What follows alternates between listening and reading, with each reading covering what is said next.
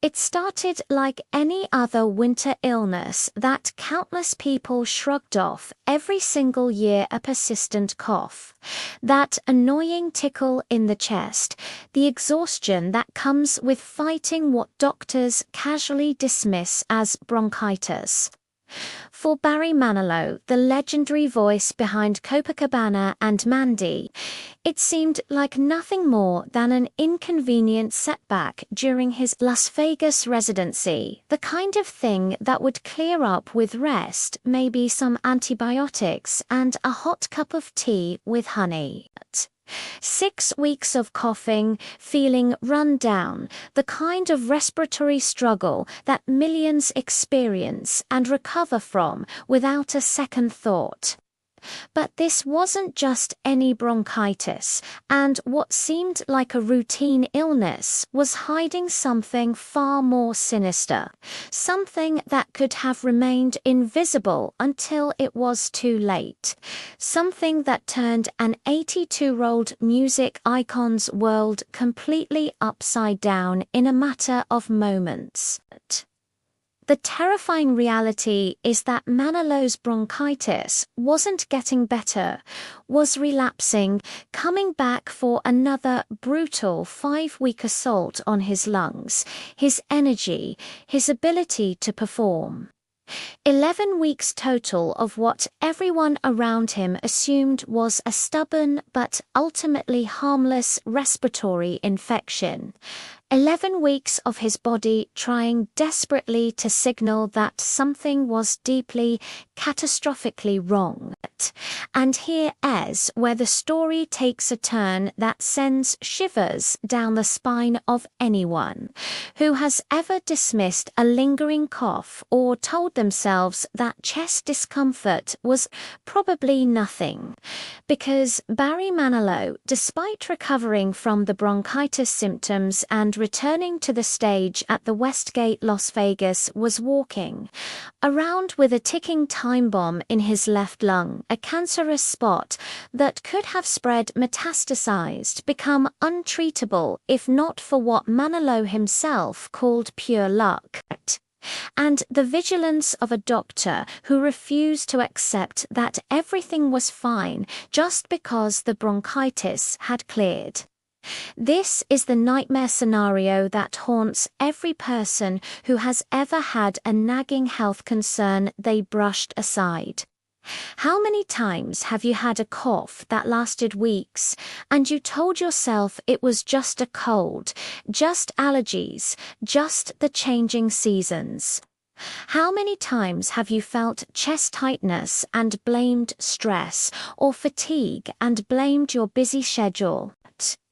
The horror of Manilow's diagnosis isn't just that he had cancer, that the cancer was masquerading as something completely ordinary, something that wouldn't typically send someone running to get an MRI.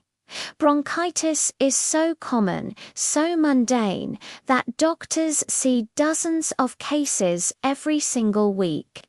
Patients recover, they move on with their lives, and nobody thinks twice about it. But lurking beneath those familiar symptoms can be something far more deadly, and the only thing standing between early detection and a late-stage diagnosis that dramatically reduces survival. Chances is often nothing more than a doctor's instinct and a patient's incredible fortune. Medical experts will tell you that the overlap between bronchitis and lung cancer symptoms is terrifyingly extensive. Both can cause persistent coughing that won't quit. Both can create chest pain and discomfort. Both can leave you breathless and exhausted, wondering why you can't shake this thing. The cough that characterizes bronchitis, that hacking, mucus-producing, chest-rattling cough is also one of the most common early warning signs of lung cancer. The fatigue that comes with fighting a respiratory infection is also a hallmark of cancer cells diverting your body. energy toward their own uncontrolled growth.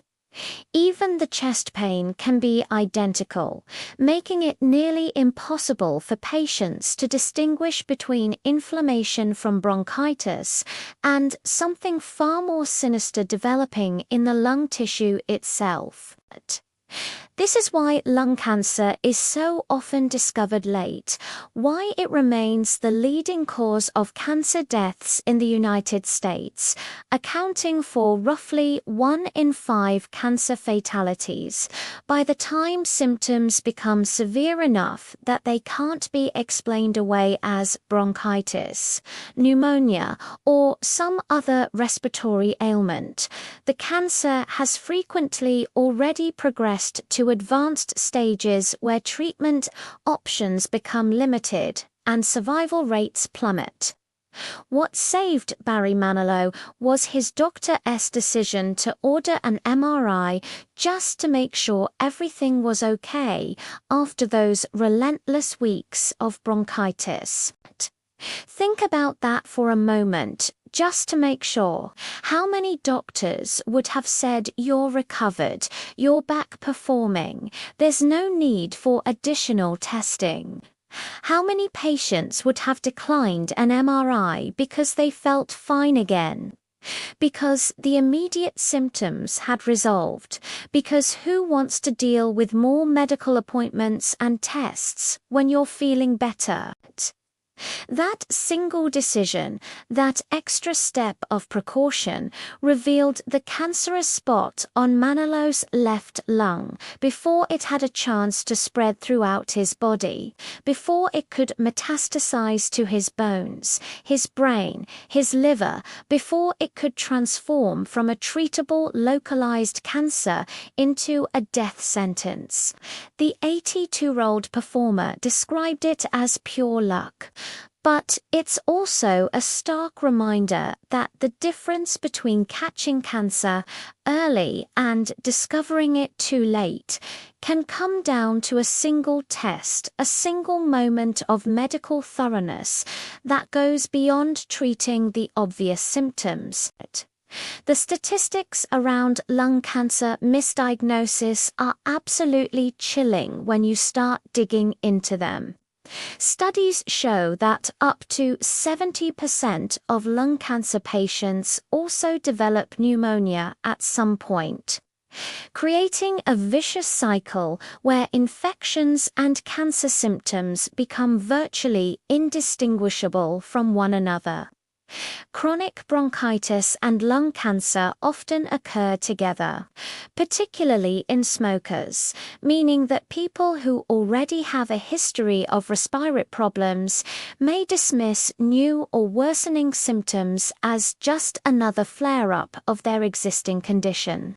Emergency rooms and primary care offices see countless patients every day with coughs, shortness of breath, and chest discomfort, and the vast majority of those patients have exactly what their symptoms suggest: bronchitis, pneumonia, asthma, allergies, acid reflux. But hidden within that massive population of routine respiratory complaints are the patients whose symptoms are actually the first whispers of lung cancer, and without aggressive screening and a high index of suspicion, those whispers go unheard until the disease is shouting.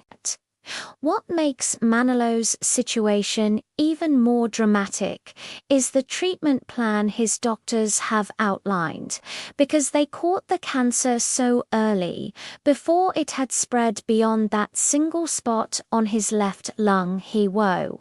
On need chemotherapy, he woe. On need radiation therapy, he woe. On need the brutal months-long battle against cancer that so many patients face. Just surgery to remove the cancerous tissue, followed by recovery time with, as Manilow joked with characteristic charm, chicken soup and I Love Lucy reruns. The contrast between this relatively straightforward treatment and what could have been required if the cancer had been discovered even 6 months later is staggering.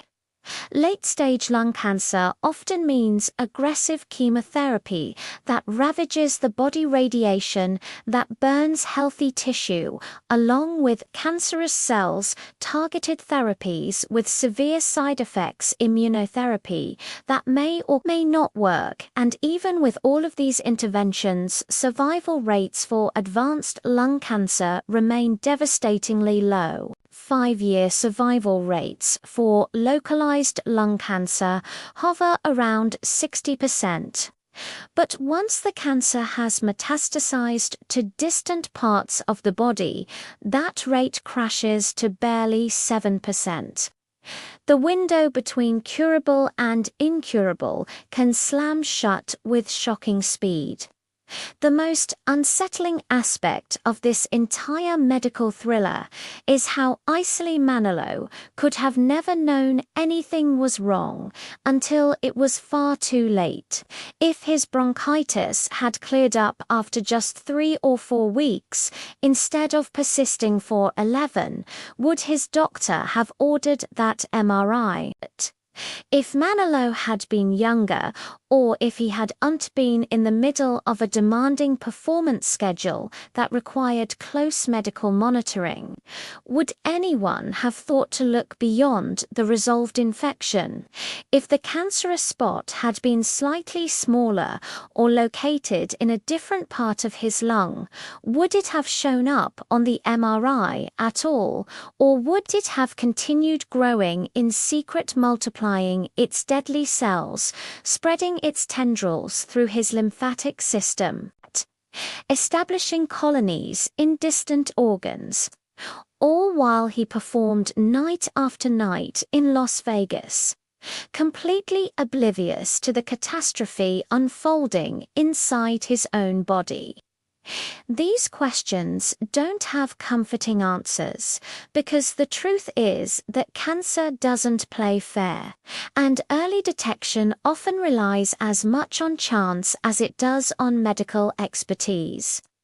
Now, Barry Manilow is facing surgery, rescheduling his farewell tour dates, preparing for a month of recovery before he can return to the stage.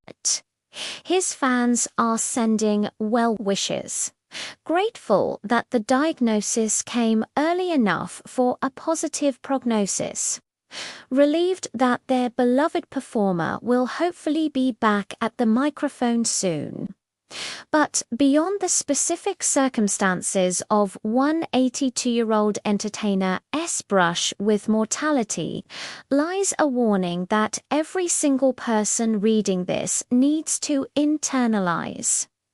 Your body's warning signs might not be dramatic, they might not be unique, they might look exactly like the common cold or seasonal allergies or that bronchitis everyone in your office seems to have caught, the cough you've had for 3 weeks, the shortness of breath you blame on being out of shape, the chest pain you attribute to sleeping wrong. These could be nothing, or they could be everything. Doctors recommend that if you have symptoms that persist longer than expected, if infections keep coming back, if something just feels wrong even after you've supposedly recovered, you need to advocate for yourself. Push for additional testing, refuse to accept reassurances that might be premature. Barry Manilow's message to his fans at the end of his cancer announcement couldn't have been clearer or more urgent. And remember, if you have even the slightest symptom, get tested. Because in the lottery of cancer detection, the winners are the people who refuse to ignore what their bodies are trying to tell them, who find doctors willing to look deeper than the obvious diagnosis, who catch the disease when it's still just a spot on an MRI instead of a metastatic nightmare spreading through their entire system.